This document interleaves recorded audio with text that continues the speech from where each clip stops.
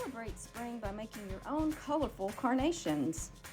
To get started, all you need is some tissue paper and pipe cleaner. It doesn't matter whether you make a small one or a large one. In this example, we're going to make a 5-inch square and a 10-inch square. With the 5-inch square, we're using 8 layers of tissue paper.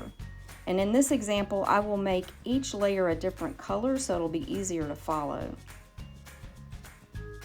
You start by folding up about 1 centimeter, turn and fold up again the same distance, and you continue in making an accordion, much like when you make a fan out of notebook paper, which I'm sure everybody has done at school at some point. Then you pinch the middle, take the pipe cleaner, place it equal distance from each end, and twist. And now it looks much like a bow tie. You'll start with one side and peel up the first layer very carefully. The tissue paper does like to rip if you move too quickly. But don't worry if it does rip, just keep going and just be careful with the rest of the layers because it will camouflage itself.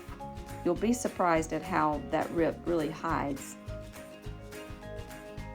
And you just keep going. Now we're on to the third layer, which is blue. And just work all the way to the end. And as you can see, with each layer being a different color, how full it can get. If you want to try the 10-inch square or something larger, this one I doubled the number of sheets of tissue paper for fullness. And so in this one, you can do anywhere from 14, 15, 16 layers. And you just keep working around, pulling up one layer at a time, alternating sides. And this, I think, is more like a large mum. You can do solid colors. You can make a bouquet.